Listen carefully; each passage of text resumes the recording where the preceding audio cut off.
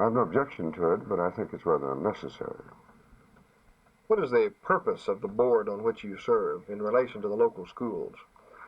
The State Board of Education dictates overall policy, backs up the Texas Education Agency, and all of the 1,400 school districts in Texas abide by the general rules involved.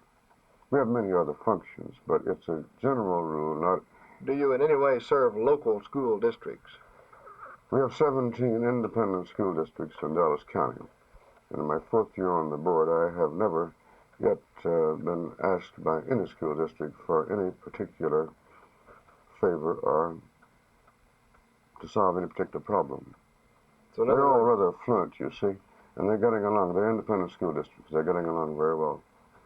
So the board's function is as an overall state administration, and rather than something that relates to the individual population or the individual schools. You might put it that way, yes.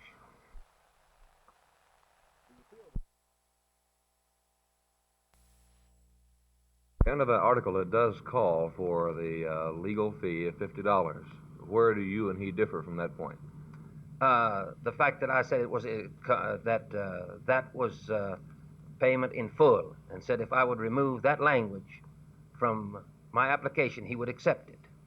Okay, why did you say paid in full, and why did he not accept it? What is beyond the $50? On the second Monday in February, the Executive Committee of the Democratic Party will meet and assess each candidate the cost of the election under Article 1308 of the Texas Election Code. Then your argument is that the candidates should not be required to pay for the election beyond the initial fee of the $50. That's right, or some token fee.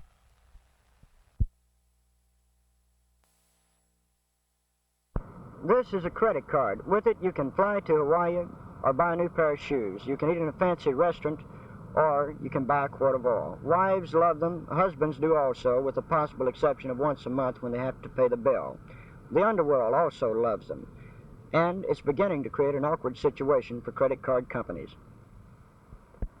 This year, more than $50 million worth of goods and services will be fraudulently charged on credit cards. And in Dallas, there's evidence of an ever-expanding traffic in black market credit cards. One source has told me the going price for a general-purpose credit card here is $50 up. You can buy an oil company credit card for $25 to $30, he says. If you have the right connections, you can buy them at a dozen or so bars and service stations around town. Police raided one of those service stations recently and found more than 100 black market credit cards stashed in a drawer. I talked to District Attorney Henry Wade about the growing problem and a new law which may help stem it. The old law dealt largely with the use of credit cards. This new law makes it a crime to have one in your possession that belongs to another with a illegal intent, and that's a felony. It carries 7 years. It spells out all the details of cards that have expired, or also deals in altering cards, makes that a crime also if you change the name, or if, for instance, if you counterfeited one. People do get caught. One local bank employee recently charged more than $12,000 on unclaimed cards returned to the bank. He's awaiting trial. Another man was arrested in Terrell with 5 credit cards belonging to other people. He said he bought them in Dallas, the whole package, for $100.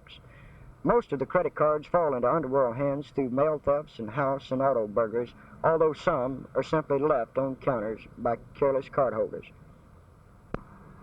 The advice from authorities is this: if you don't use a credit card, destroy it. If you do use one, protect it like it's worth more than money, because in the wrong hands it can be. An example is one black market credit card still in circulation in New Jersey. Already more than $250,000 has been charged on it.